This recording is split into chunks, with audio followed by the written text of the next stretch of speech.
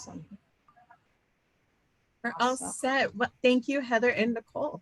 Yay. We love the questions. So anytime anyone has a question or wants to stop us in what we're saying, please do. We love it.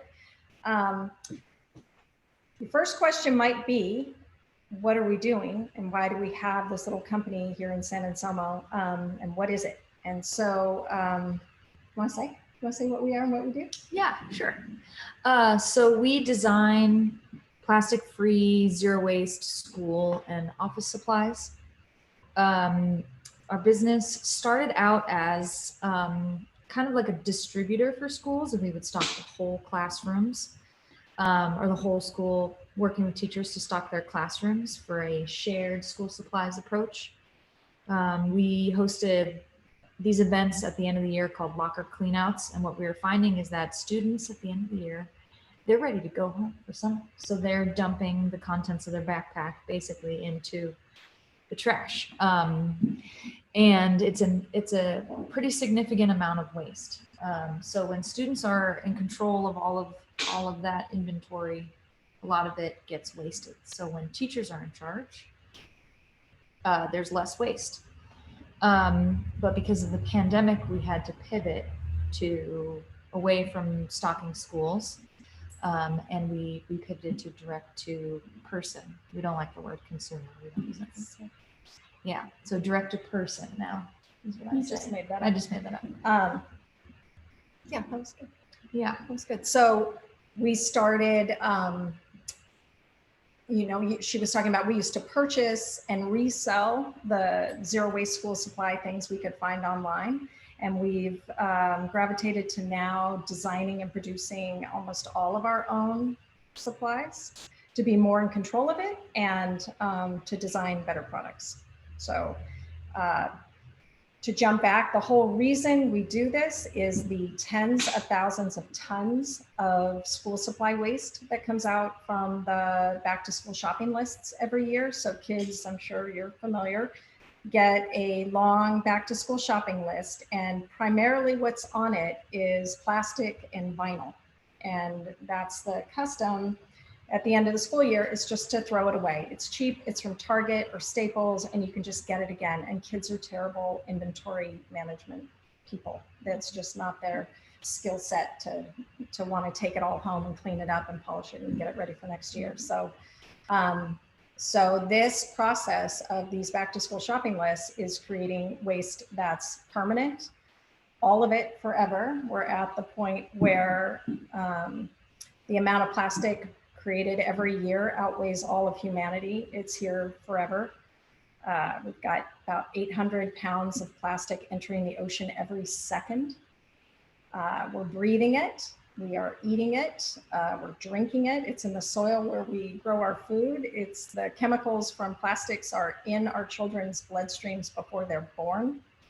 Plastic is a problem of, it's an exponential crisis. And we focused on school supplies because it's such a prescriptive model. And it's really,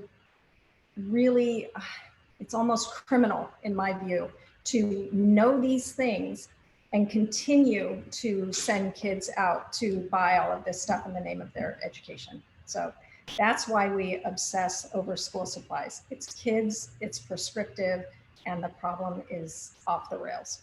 So we're obsessed with this problem, and we're pretty opinionated, I think, at this point about the importance of simplifying what kids use for school supplies. You know, I think about when my grandparents were going to school, and it wasn't vinyl binders and plastic everything and plastic highlighters and felt tip. Everything's so specific. It is. You need like a clear blue folder, clear plastic blue folder for this, and a clear red one for this, and it's all so hyper specific. And my grandparents didn't have any of it, and they got through their entire education without any of it. And so we're always saying that these supplies, all this junk, doesn't do anything to make a kid smarter or you know, better educated or interesting. It just creates waste. So we We dial everything way back, cut the waste out of everything, make sure everything we produce is recycled, recyclable, genuinely recyclable, and repairable and reusable. And when we say genuinely recyclable, we mean like we worked with Marin Sanitary, and we have friends in various materials recovery facilities who we talk to about our products and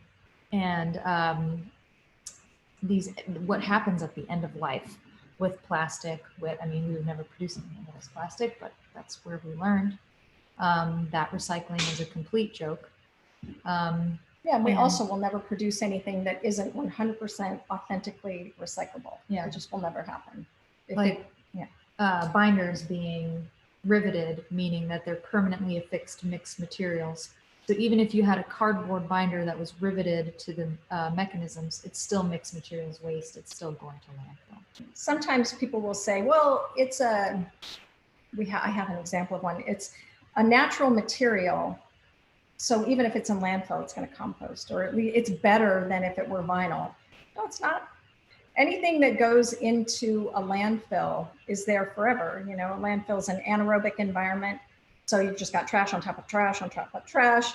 Nothing's breaking down. You have, you know, any breakdown just creates more methane, but that stuff's in there forever. So whether it's paper or plastic or vinyl or whatever it is, if it's in landfill, you're just creating more toxic mass. It's like if you put an apple core in a landfill, it doesn't compost in there. It creates more organic, but now toxic waste. Yeah.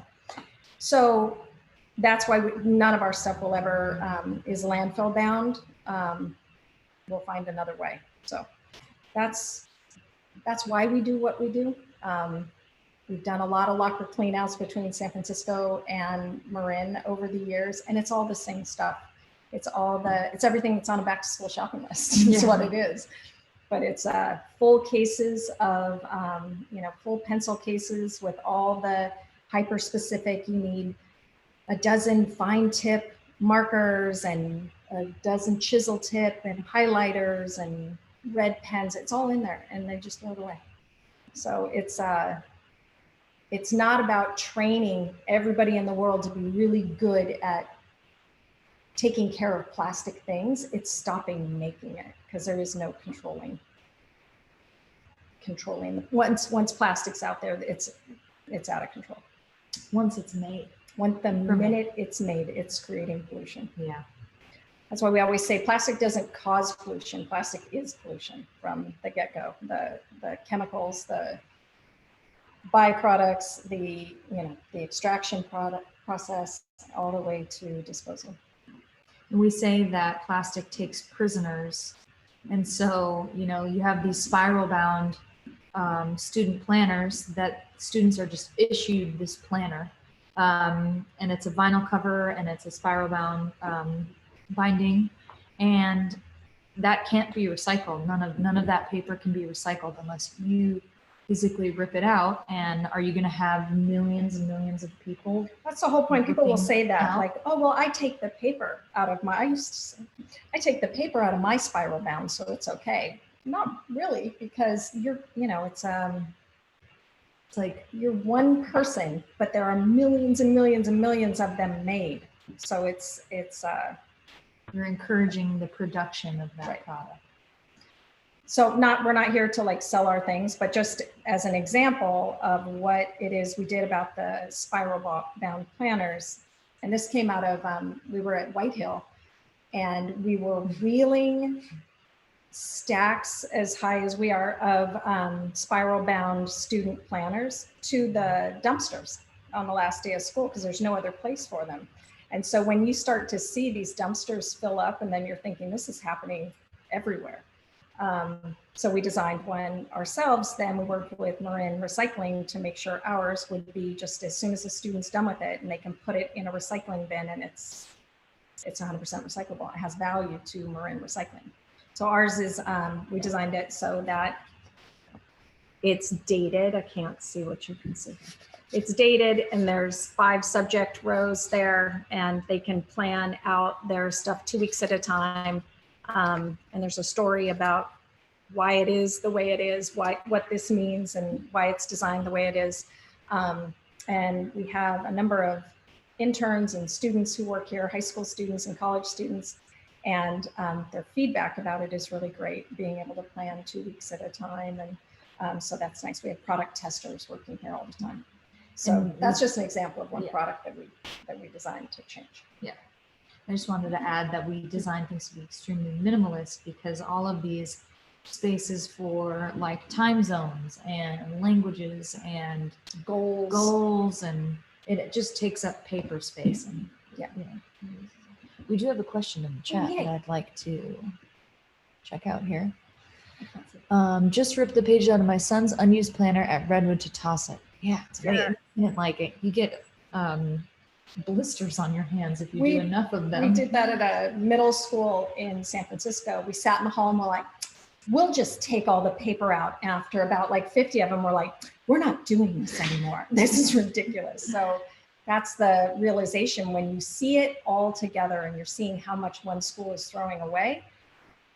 It takes the wind out of those sails real quick. You're like, there's no fixing this. Remember when we took we used to believe in these recycling programs. So Staples was doing a vinyl binder take back program. Yeah. We went in there with shopping carts filled with binders we'd collected from schools. You should have seen them. They were like, what is this? What are you doing? And we're like, we're giving them, we don't even want anything from you. We just want to give you all these, recycle them. And they like went straight to the dumpster. I think he said, these are going to the dumpster. Yeah. So those programs are, what they want is for you to bring that binder in and they'll give you a coupon on a new one. These are all marketing schemes. The whole plastic, the Crayola color cycle, that's such a joke. It's insulting because it's just meant for you to feel good about, like, I took all those to recycling and now I can buy new markers, and you feel good about it. You couldn't scratch the surface of the number of markers produced every year by the billions. And so, you know, if you quote unquote recycle them, they get sent to incineration, and then that's just creating massive toxic ash and greenhouse gases. But and then there's the shipping of the markers back to the whole thing's just such a disaster. But all it is to get you to buy more markers. It's infuriating that these programs exist, honestly. It feels like a monumental task to attempt to reduce our desire for plastic. How do we make an impact on corporations? Well, I feel like you just start to blindly create an alternative and show that there is interest in going another way. That's it. There's no knocking on Staples' door or Target's door to say, hey, you know, we really would like you to stop making so much stuff out of plastic.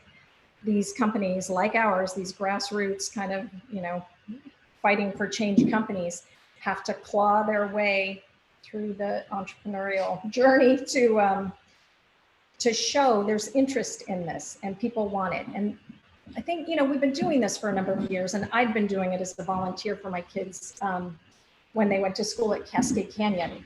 And it was always viewed as such a, that's so nice what you're doing, and that's so good for the environment. Oh shoot, we're running low on battery. Let's get over here. I think with Greta and all of the publicity that she has gotten for the climate,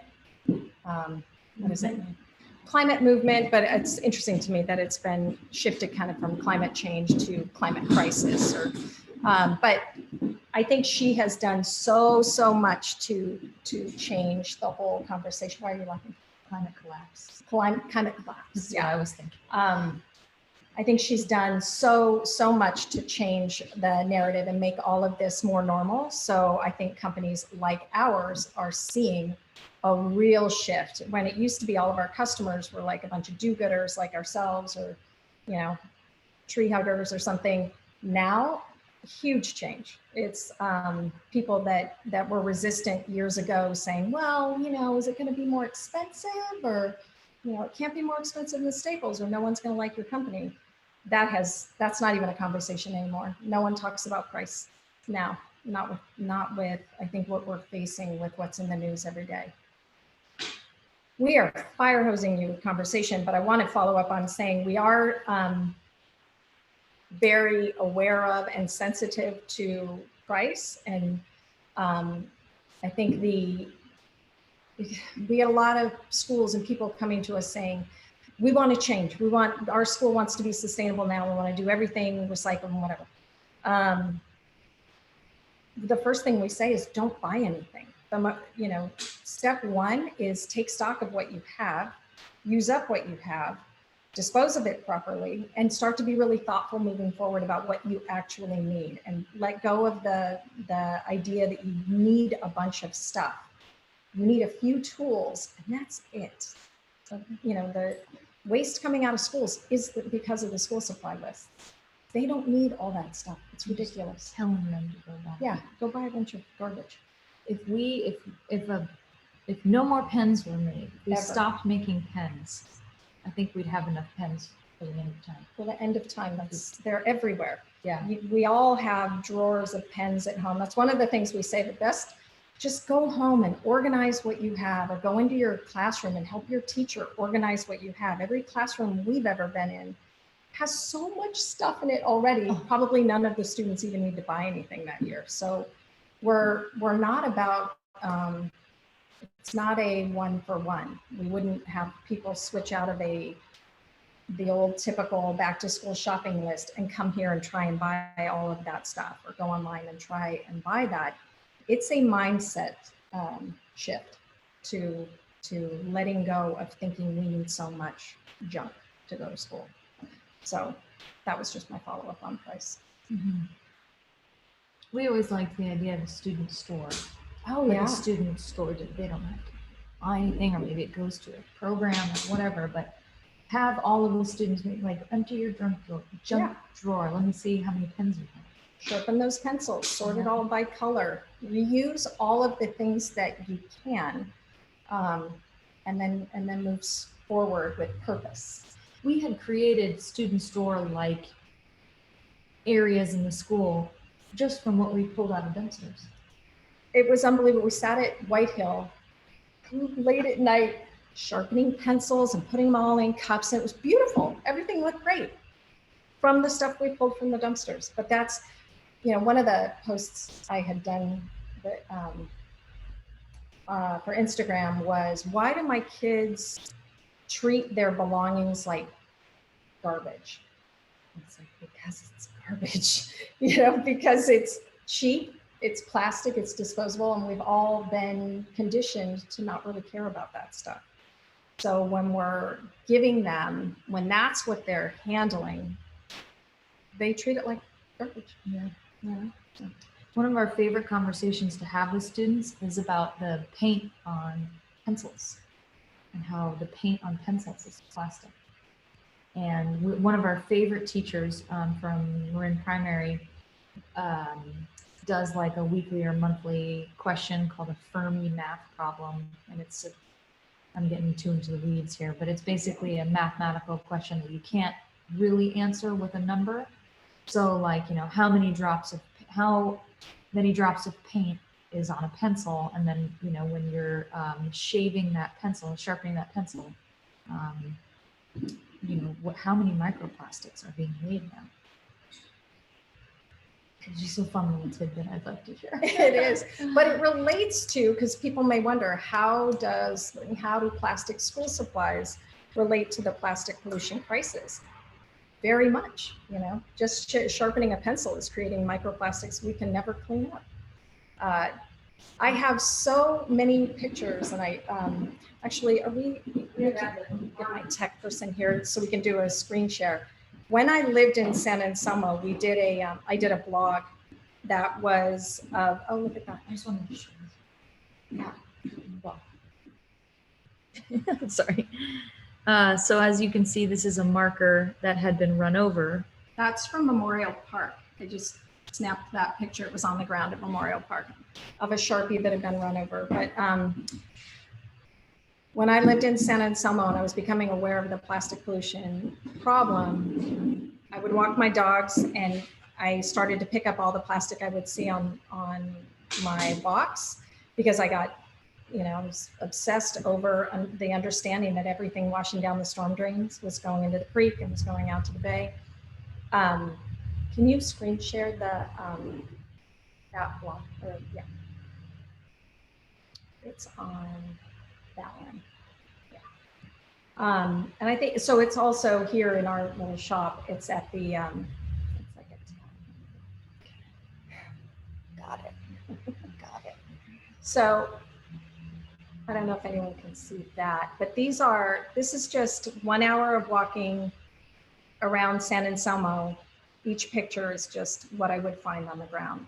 And it just struck me that if that's what we're finding on the ground here, in a, where we think we're so progressive and aware and we recycle and we do all this stuff, this is everywhere. I do these pictures from everywhere I've ever visited. And it's the same anywhere I've ever been in the world. We're in a deep, deep lot of trouble with plastic. And what's so ironic is, when I look at these pictures and this is the stuff that's on our streets, and then I go to the beach and I pick up all the plastic I find there, it's the same stuff. It's just been through the tumbler that is the ocean. But in almost all of these pictures, there are pens and broken pen parts. And so I don't know, I find it's helpful for students to make that connection. This is how our community contributes to the plastic pollution and the ocean crisis. And then helping them to understand we'll never clean it up. It's what's out there stretches from the surface of the ocean to the sea floor. So we're in, It's plastic soup. it's plastic confetti soup. Yeah. So we've been just rattling on. This is like if you Those sat are powerful pictures. or at a bar, if you sat next to one of us, Yeah. this is Yeah. what here. We just start going. So sorry, we're just fire hosing you with this information, but I was gonna say that I remember you from years ago through the environmental forum and your project with the straws, and you were we always use you as an example of someone's project that kind of went all the way.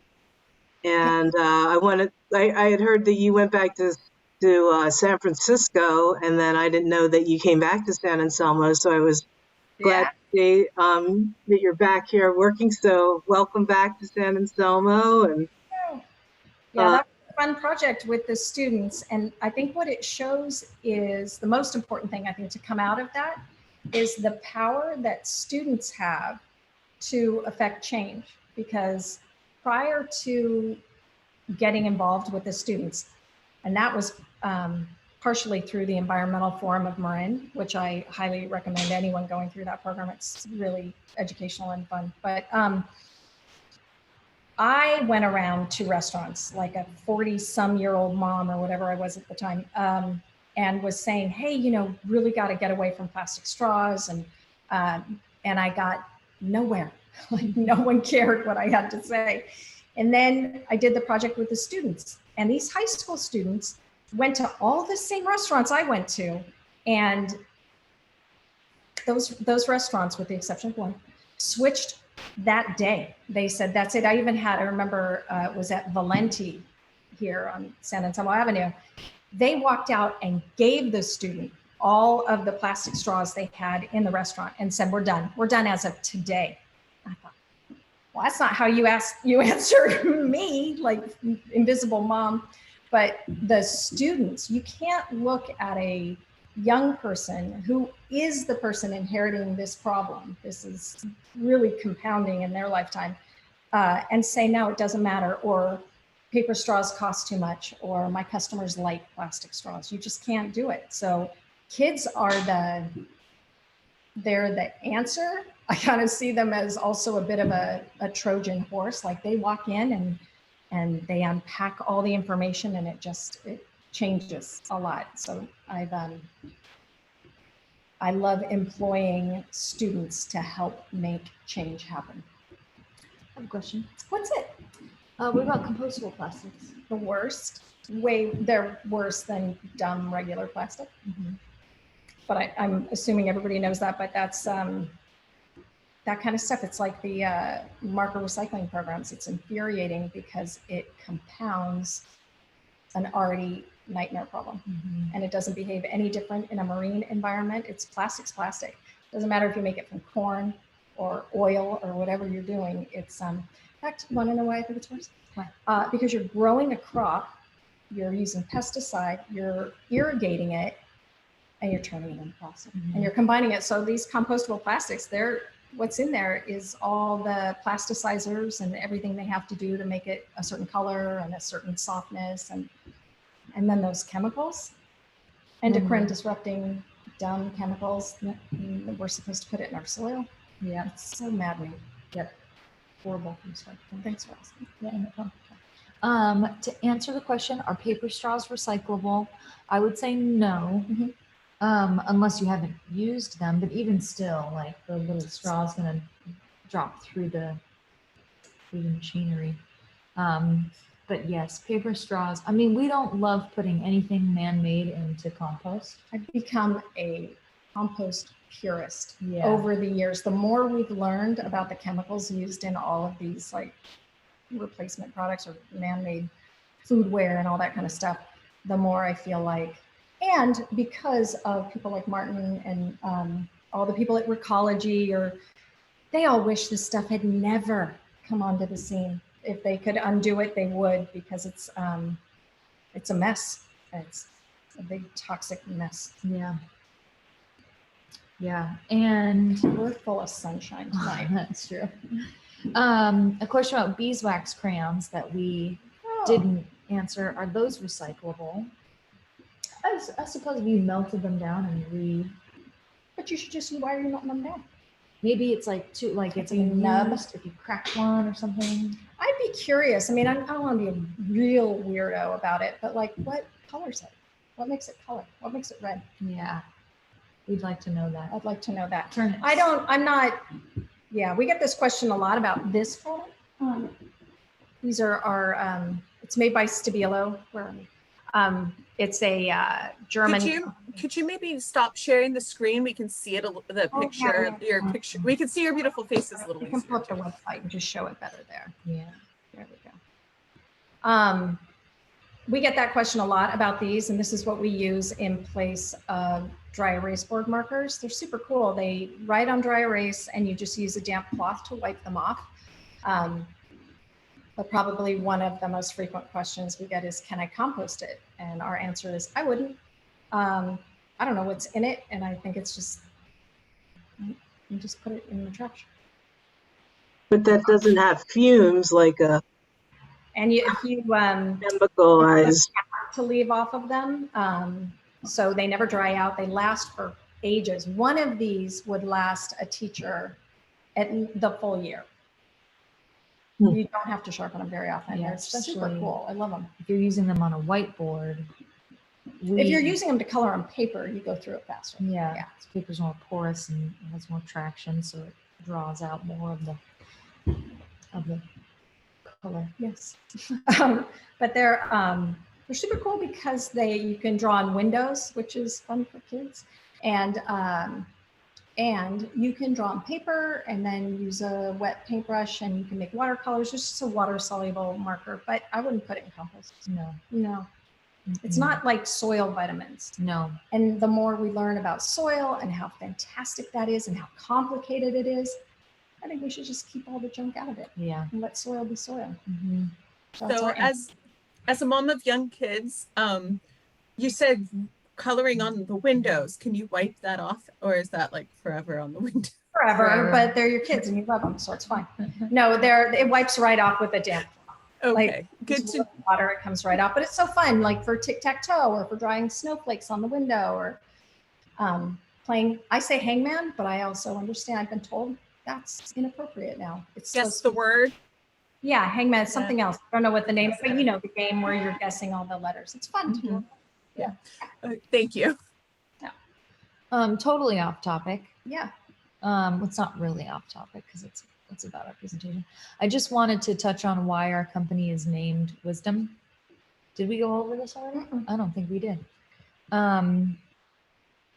This is not really a presentation. There's just some random slides. We put some So slides we'll together.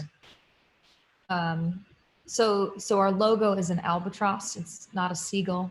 We do like seagulls. Seagulls are great. But the reason we chose an albatross is because of Wisdom is the albatross. She's the oldest recorded wild bird in history. And she is over 70 now. She's 71, still hatching chicks. And she's just this symbol of perseverance and hope, especially because her species is so, they are the canary in the coal mine for plastic pollution. They're very much impacted, but then again, every species is very much impacted, like even us. That's not her. That's not her. She's still out there. Yeah, but so that's a necropsy of an albatross, and I don't know that they had counted. This is from Greenpeace, but they had counted, it was like 200 and some pieces of plastic in its stomach. And there's an amazing film called Albatross by Chris Jordan. If you can watch it, it's heartbreaking. We're not really selling it very well, but the reason that, you know, these plastics float on the water and the albatross scoops it up and then regurgitates it and feeds it to their young, and then they end up starving to death because they can't pass the plastics. And they're really huge birds, so you'll find and there are a lot of photos online of this, but there's like a tampon applicator in there, there's like a toothbrush and pens and a lighter, so it's graphic. But we're named after this particular albatross, also because of just the word wisdom, and meaning that you are doing more with what you have learned. And then the albatross, being the albatross around your neck, is plastic. There's a lot of symbolism in it. We get it. That's a picture of plastic that Nikki and I picked up out in Bolinas. And it's funny because it's all the same stuff that, you know, I pick up off the streets here. It's one big cycle. There's no way. There is no way. There is not. It's a picture of typical school supplies we pick up out of the dumpsters at the end of the year. That's a bunch of words, you know, look at that. That's Nikki in a dumpster behind a school in San Francisco, and where we do our research, you know, where we collect and look at what it is the kids are throwing away. We talked about marker recycling. These are just binders being thrown away. I think this is all at White Hill. I thought that was interesting. I swear, if ocean plastic triples by 2040, like we're just gonna walk across the ocean. It'll be so full of plastic. Yeah. There's more plastic in the ocean than stars in the galaxy. More pieces of plastic. That's insane. Yeah. I don't know how they know that, but I don't know. We should go back to our website though, because really, okay, so we've talked a lot about the problem, why we're so obsessed with this. Would love to show you just a couple things that we do design. We make our binder a kit on purpose. Ours is the only repairable, recyclable, recycled binder on the market. Literally every other one out there is trash. And I'll go to like why we wrote that on the front. It was funny when we first advertised that, people were kind of offended. But we put the definition of garbage on the box itself. This is a literal statement that other binders really are garbage. They just are. So we sell ours as a kit because it's really important for students to put it together themselves. All the binders they've ever had in their lives have been disposable. The only way they're going to know not to throw that thing in the trash when they're done with it is if they put it together themselves and understand that they have a replacement cover right there. So I was nervous about this when we did it at San Domenico. We did a binder recovering exercise with them. And it was one of the coolest things to see all those kids out there with power drills and screwdrivers, and they were fully into it. And I think it's, you know, we just had a high school student, we did a video of her here the other day, putting one together. And there's something so special about it because there's not very much that kids get to do like that on a given day. And this, I just think the whole process is so purposeful, and I hope we never sell them assembled. Yeah. I hope it's always a kit. Yeah. Yeah. And then we have a pencil case that we did. We designed a pencil case. This was the first product we ever designed because we couldn't find anything recyclable on the market. So ours is 100% recyclable aluminum, and it's really slim on purpose because our view after spending so much time in the dumpsters is that when it's big, when they have a big pencil case, they fill it up with a bunch of junk and they're carrying around like random stuff. It becomes the junk drawer of their backpack. They don't need it all. It's a mindset. I don't know. It's just carrying garbage. It's why they don't care about what's in it or throwing it away. That's basically the contents there on the screen of what we put in it. We don't put pens in students' pencil tins because they can just get a pen from home. The pen that we sell is really nice. It's stainless steel, has stainless steel refills, but the likelihood that kids will hang on to that is low. So we figure just use what you have or use what they have at school. So that's the pencil tin. And yeah, the package talks about other pencil tins being junk. Again, we're just super literal and the definitions are on them. So, I'm still feeling like we're fire hosing everyone. Oh, our notebooks. I'll pull up our notebooks. We designed notebooks this year. We have 6 different notebooks because the thing we were seeing at schools in the dumpsters are notebooks where maybe 10 or 15 pages are used and the rest are blank. And whether it's being recycled or thrown in the trash, waste is waste. And to chop down those trees and process them and turn them into paper and all the carbon footprint of getting those things to market for a kid to use 15 or 20 pages is, that's crazy. So we designed notebooks. They're recycled and they're half the number of pages of a typical notebook. And my favorite thing was one of our high school employees coming in the other day to get another one, saying, I just finished my graphing notebook and it's so satisfying. Like I'm done with that one. I can archive it. I'm getting a new one. But that's always been our view with this. If you're a writer and you fill up this whole thing, good for you. Get another one. Most of them aren't because so much of school now is done online. They're typing so much more than they're writing. So let's just be honest about it and size things appropriately for how they're being used. But she loved it, and then she said that her teacher loved it. Yeah, and so she took one to her teacher. So that's why we design notebooks. It's because of the amount of paper being wasted. And often these notebooks are coming with a poly cover now or some kind of stitching that makes it all non-recyclable. So the idea that all these notebooks are going into landfill is crushing. We need trees right now. We need trees and we need to not be wasteful. Send trees to landfill. But we have a lot of students that stop in here, especially like from San Domenico, who are used to using our products. And it's really sweet to see them come in and just need one thing. We're like a little general store for that kind of thing. Yeah, it's not, but it's kind of cute. Yeah, I feel bad that we've just been talking to you. Last thing. Okay, good. Our planners, you know, we talked about the student planners, but we were actually looking for an annual weekly planner for ourselves. And we couldn't find one that wouldn't wind up in landfill because of everything that we were learning about vinyl covers and book binding and spiral bound anything. I'm going to interrupt you. Yeah. So this is a cover of like an old moleskin. I just ripped the cover off. An old moleskin planner that I had. I never thought about that. This was the year that we went out to look. It was 2017. Yeah.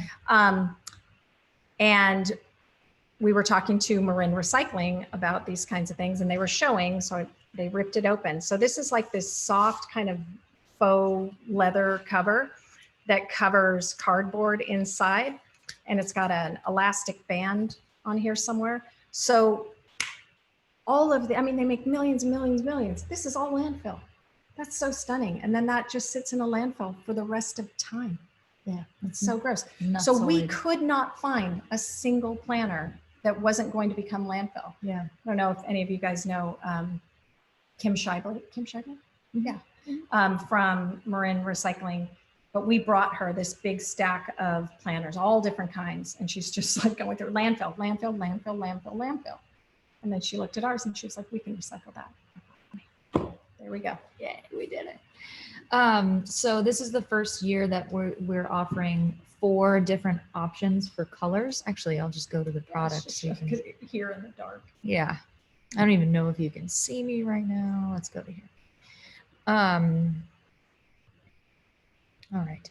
So the cover materials of our planners are, it's paper pulp that is made from, okay. It's made from hemp fibers, 30% hemp fiber and 70% post-consumer paper, dye-free. And then we have the wheat and straw, the 2 colors in the middle here. Those are made from 30% agricultural waste from straw and wheat, and then the rest 70% post-consumer paper fibers. And then the last is denim, recycled denim and recycled cotton t-shirts blended with paper. And they're all 100% paper recyclable. Yes, so it's basically like cardboard it's card stock, if you will. So I'm just really excited about these. Yeah, I'm super happy about that. No dyes used and 100% recyclable. So it's our best-selling product. We didn't ever think we were going to be like this planner-centric company, but we're coming out with, I think, 3 new planner designs. We have one specifically for teachers, students, humans. I'm sorry. Sorry. So we're a planner company too. Yep. And scene.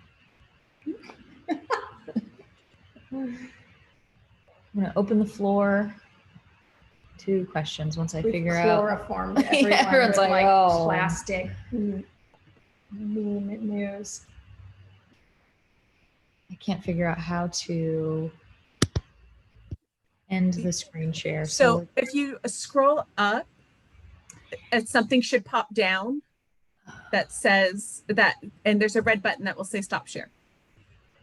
Oh, you can just leave it. I mean, oh, here it is. yeah. It There was we go. the view that was blocking. I couldn't click through that. Oh, okay. Yeah, Elise has her hand up, has a question. Oh, exciting. Yeah, I had 2 things. I was looking through your website just now while you were showing some of the products, and I was wondering if I didn't see, do you have any sort of like a handout that someone could put with those class supply lists that would, or either a handout that you could give to your teacher to say, don't do this, which it seemed like that might be on the website, or we could maybe direct them that direction, or else something that could be like stapled to the, 8 pages of different grade class supply lists that would encourage people to shop at their home first. We have something coming out that we're supposed to be working on right now that will launch at the beginning of the year that should answer that. Yeah, it's going to include the top 10 things, that you can work on with your teacher or your school. We've heard or been advised for years, like, go talk to the district, or our schools need to be doing this. Please come talk to our teachers. And we've spent so much time doing presentations at schools, and that was all backwards. It's really it's much more simple than that.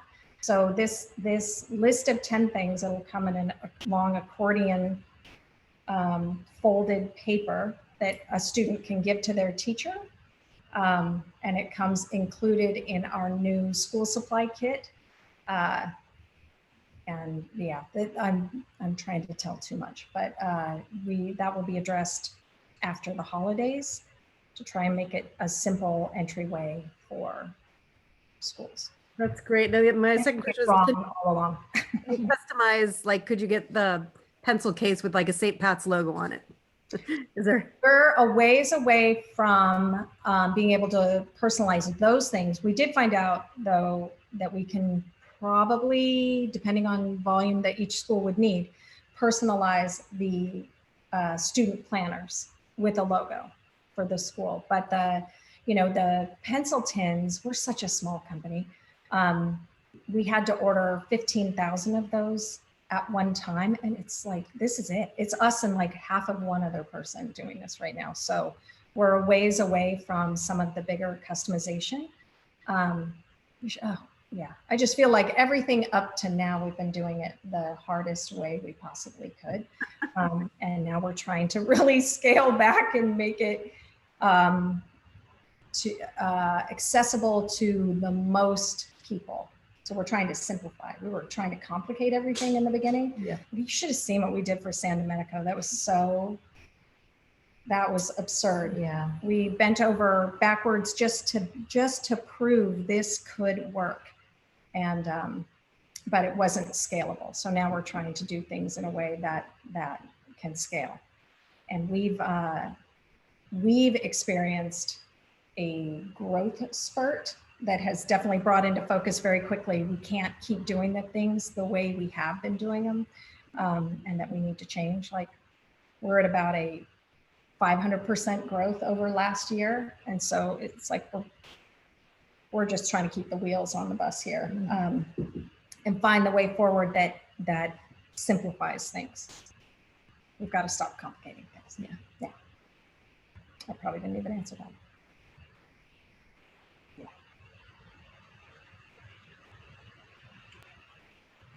Does anyone have any more questions? Feel free to unmute yourself and ask. Oh, Sue and Karen both raised their hands. Sue, why don't you go first, and then. Okay, well, I just found it so discouraging to think that the apple core that I throw in the trash doesn't degrade. Is that always the case? Yes. Where is all this stuff? In a landfill. And if you think about what else is in a landfill, you got your dog poop bags and your tons of chemicals and diapers, and it's a nasty place. So anything we add to a landfill only increases toxic mass. And so, especially with anything that's like wet, it just makes this soup. And so the idea with a landfill is that it's a heavy duty plastic liner that's supposed to work for a really long time, but leachate, with that stuff that's going to leak out that they're so afraid of and get into the groundwater, that's a constant problem they're trying to fix. So these liners will last a long time, not forever. So landfill has some kind of liner. I didn't know that either. I don't think I know very much. Swimming pool that's got a thick plastic liner on the bottom to try to catch the landfill juice, the toxic, disgusting, if you can imagine what's in there. You don't want that getting through to the soil and down into the groundwater. So that's why the plastic liner is there. And then they cap it with a plastic liner. And we just hope for the best, and it's leaking landfills are a nightmare. Yeah. We haven't run out of space. We're running out of space. Yeah, we will. It's what is it? Plastiglomerate. That's the new coating of the earth in plastic. There are rocks now in Hawaii that, because of the temperatures there, the plastic that the ocean washes up on these stones, it's starting to set and take on these rocks. And so that now has a word. It's called plastiglomerate. And it's like sea life and plastic and rock, and that's where we are. And that's why we're like, where it doesn't belong? Classrooms, schools. Yep. Yeah.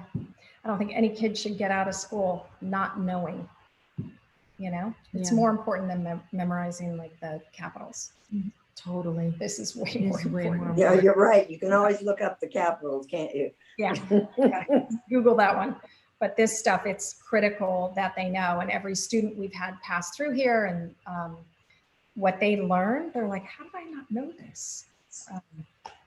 Because everything is just done to market and sell you more stuff. We've always been really disgusted by the back to school marketing.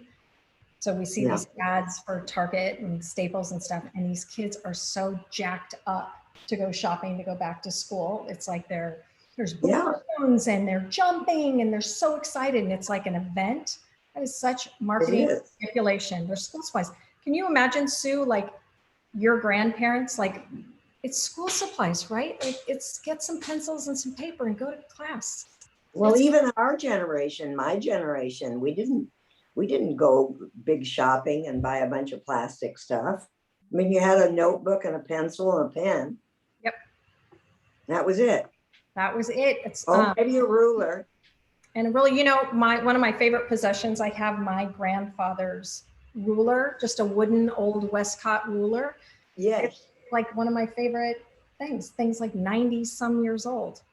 Yeah. It's like the scissors that my grandparents had too. They're like nice quality, good scissors. And now we've all got these orange handled plastic fiskers and some garbage stuff. I would think, and this is off topic, but I feel like with stuff now, I don't want anything anymore that my kids don't want when I'm dead. You know, same thing like with giving gifts and stuff. Like I don't want to give the gifts that we do now. It's like you have to be able to eat it or burn it, like some incense or a candle, or I guess just eat it and burn it. Mm-hmm. What else is there? Like you have to love it and want it. Like I gave you a knife. Yeah. But like or live it, you know, like an experiential gift. Yes. Yeah. Exactly. And when you were talking about, you know, our parents, my mom has a little chalkboard with a little wood frame. And when she was little, it was chalk and the little chalkboard. It wasn't paper or anything. Yep. Yeah. Yeah, we've gone so far off the rails in all of this. And I think the first thing that has to happen is just a mindset shift and helping kids to understand we don't need it. So one of the, and we were talking about what are 10 things, you know, or something your class or school can do. One of the top 2 or 3 things we tell them is create a last plastic marker box. So every classroom, every house has a bunch of plastic markers, use them up. And as they dry out, put them in the last plastic marker box and keep it there. And as you going through all these markers, talk about what you're creating with those markers. What's the bake sale poster or the whatever you're making? Does anything that you're making with that justify this pollution being on the planet for the rest of time? And we haven't met a kid yet that would say, yeah, you know, my solar system presentation's critical to the planet or something. So I like the visual reminder of that, the fact that it's free. You don't have to spend anything to go through what you already have and stop using it. You're fine. Use colored pencils, use wax peel. No one needs plastic markers. I actually think student artwork made out of colored pencils and crayons is far more sophisticated than markers. Because markers are like the blunt instrument of artwork. It's just like ink. Yeah. So. We had pictures when we were doing stuff at San Domenico, and they had stuff up in the window of kids' art that had been done, just colored pencil, it's like 4th of July stuff or something. Mm-hmm. No, that's summer. I don't know what it was. And then ones that had been done with markers, night and day. Yeah. One takes more time. And I guess we're just in a society where speed is everything. You don't want anything that takes more time. So, but it's, so the last plastic marker is our big recommendation for every classroom. Don't try to do everything at once. Don't try to make some big switch because people hate change.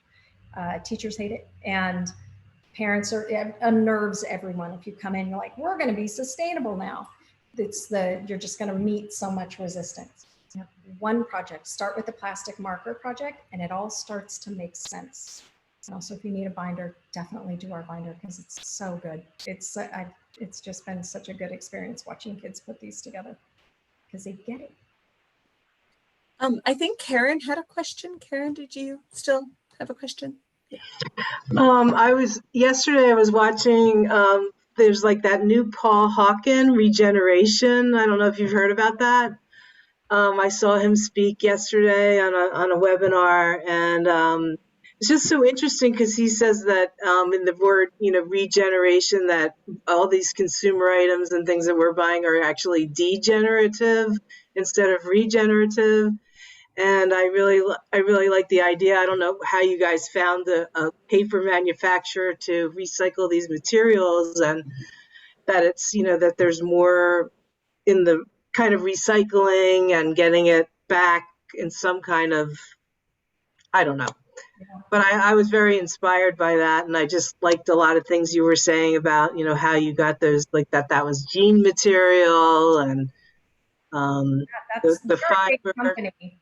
We didn't make that happen. We just find these suppliers that are doing something cool and then support them. It's kind of like people that come along and support our company. We're doing the same by supporting these companies that are creating these kinds of papers. I love it. It's a lot of what we do is just researching and finding who can help us make this stuff. So we'll be doing folders made out of that material this year. Yeah, Paul Hawken's great. Actually was kind of how I got even started in the whole environmental knowledge world. I was working at Smith & Hawken 30 years ago down in Mill Valley. I don't know if any of you remember that down there, but that was awesome. And his book Drawdown was also really important and really good. I taught my kid how to paper their book with an old paper bag, which that was the thing we used to do when I was a kid. And now they sell these, like those stretchy polyester covers, but he thought it was just so much cooler to do the paper bag, and then you could color it and things like that. So I feel like that's one project we should be teaching our kids to pass along. They would bring that back. That is, do away with those dumb polyester covers. It's like dumbing everything down so much, to where the kids don't have to just make it as simple. It's like the what do you call it? Velcro strips of everything, right? Like, don't learn to tie your shoes, just slap it on. I love a Velcro shoe. But we have these, one of the things we talk about with the students is these, we use these as highlighters. They're Sharpie, it's like these have been around forever, like China markers. And another one of my favorite things, aside from having kids put together their own binder, is the kids we've had come in here and we teach them how to do this.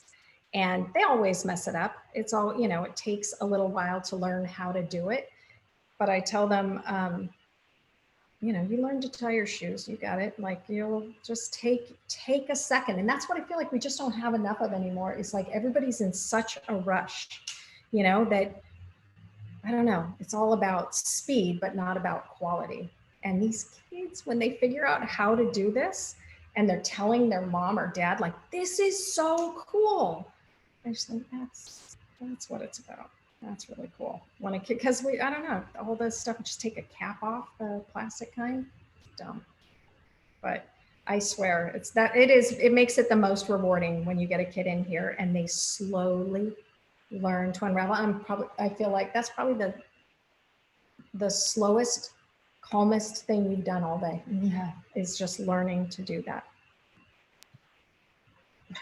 I'm going to say one more thing. So a couple of us are here from the Climate Action Commission. We've got Kathleen and Kimberly and Sue Saunders. And let us know if there's anything that, how we can support you, and, amplify your message to the community and being a part of San Anselmo. And I don't know if anybody else on the commission wants to say anything. I think Kathleen put something in about Earth Day.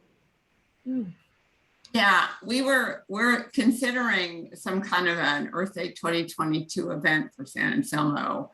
And one of the things we might do would be an upcycled product, like upcycled school supplies into artworks, and it would be an art competition. I think this is an idea that was floated actually by one of our town staff members called Don't Trash San Anselmo. And so instead of trashing it, you would turn it into art. So we would love to work with you on something like that. Or gosh, I was just sitting here thinking maybe we should teach kids to put paper bags onto their books. I'm really good at it. I did it for a long time. I mean, we could do some cool recycling, composting, reusing, upcycling projects with students. I was trying to rack my brain to think of some things to do with students, and those sound like, you know, great things. I am not, I don't want to rain on any parades or, but we've gotten away from art projects that involve plastics. It was an interesting exercise with Sunset Co-op in the city, and parents used to bring in their like Old CD cases, like kids used toys, all this kind of stuff, and the kids would make art out of it. And after we worked with them for a while, they just were like, you know what, we're going to stop doing that because parents keep bringing us all this crap, and then we're teaching the kids to do stuff with it. Like and also what it does is it gives the people that are giving you this plastic stuff, kind of like the marker recycling thing, a way out of it. Like a question we get a lot is, what am I supposed to do with all this plastic stuff? If I can't recycle it, if it doesn't make sense, you know, the carbon footprint of sending it to TerraCycle, I feel it's more important and a better lesson for kids and people to learn to throw it in the garbage, because there's an ownership that comes from that it feels horrible. It feels really cruddy to put stuff in the trash. But I don't know. I'm really into that exercise because I don't know, it makes you own it in that moment, and that engenders change. So I love the idea of the teaching kids to recover a book or to recover a binder or to come and learn about the last plastic marker program. But I shy away from the art ones anymore. Okay. Because it's just like there was a big whale that was down in the on Chrissy Field that was made out of all plastic, and they had all the statistics on how much plastic and where they'd gotten it, and that was actually pretty educational. But that was a big. And there is great stuff. I've seen great stuff at the Marine Mammal Center, but our focus with kids tends to be, I don't know, we're very practical. How to handle your stuff. Yeah, I think so. And not buying so much stuff. Yeah. And learning just these little things. If they go home and learn about the plastic markers, that's the lesson. We want them to feel like they know something new. I think when we're done working with kids, they go home and they just annoy their parents about plastic after that.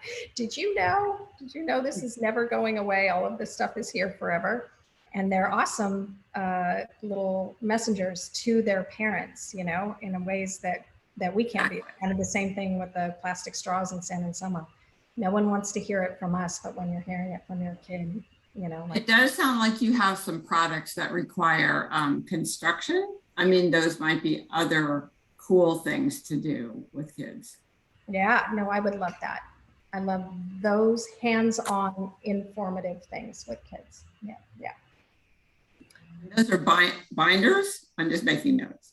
Yes, we have a DIY binder kit, and our pencil tin set that we're doing for our new school supply kits and sets will also be DIY. We like the DIY thing for kids because, I don't know, they get so much stuff that's all done for them. When they put their hands on it and do it themselves, I think it's more impactful.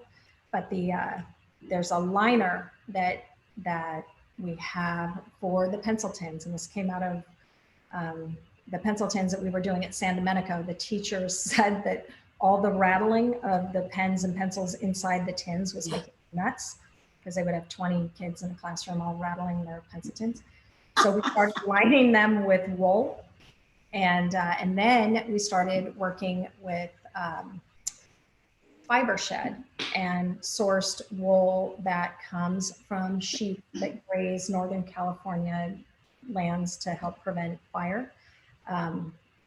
So those are super cool. So there's that kind of wool, and then we have a couple of vegan options that are coming as well. So like, but it's all so cool. It's all through fiber shed. It's all climate beneficial cotton that's grown from a breed that's water, you know, it's drought resistant. It's all so cool. The stories behind each one of these things is so cool. And getting the kids to put their hands on that stuff and understand that little bit of text about that, like, oh, cotton is important, or, you know, where this wool comes from is important. It's here in our area. And then they attach it to the tin themselves, and with the instruction of just put in one pencil, one highlighter, one eraser. You don't need to carry 13 of everything, because then you won't take care of it. So those are kinds of like DIY little projects that I think with kids that is more meaningful. Thanks. Those are good ideas. From Linda. Yeah. I can't. So in terms of the covering your own textbook, that feels like a great library craft program that we could offer, you know, at the library after school. During COVID, we asked the community if they could donate paper bags, and we got hundreds and hundreds of paper bags, so we could easily source paper bags. And then how fun would it be to host a program where, you know, children could bring their textbooks, and, you know, maybe this wouldn't coincide necessarily with Earth Day, since that's in April, but maybe in August, you know, once school starts, or September, you know, we'd have to work out the timing. But, you know, that just seems to fit in with the sorts of things that we like to do. And anything else that would be beneficial, I would love to review that and think about it so that we could offer it at the library, you know, as another venue, sort of an easy introduction as well to some of these concepts for children. And then, you know, they could go away with, you know, maybe a fact sheet, you know, for their parents, you know, to hit them on different levels. And certainly, you know, in the town itself and the library, you know, we're committed to sustainability and reusables, and, you know, moving away from plastic, you know, utensils, and, you know, getting the stainless steel and all the reusables. You know, it's just so important. And when, obviously not in this past year, you know, we haven't had enough programs where we've offered refreshments, but it's a model that we can set to the community that, look, you know, hey, you can entertain, or you can offer refreshments with reusables, and it's not the end of the world. Yes, you might have to, you know, wash some dishes afterward, but it's worth it in the long run. So we're totally open in the library to your ideas. You know, if you think of a program, and, you know, if you'd like to lead it, or, you know, certainly we can as well, or just to speak, you know, to kids directly. Yeah, that would be cool. Just a side note, I've seen a lot of success in these things where people bring their own plate and cup and fork. I'm like, I think that's so awesome. Mm-hmm. We don't. Yeah. Prior to COVID, I feel like we had gone to events. Yep. Maybe. You bring your own stuff. Yeah. Well, it is 8:15. Does anyone have a final question for Heather and Nicole? I'm looking, you guys are still pinned, and I'm like going back and forth on like the Make them stop talking. Yeah. no, never. Never. I'm going to stop recording. Thank you to everybody who watched the recording.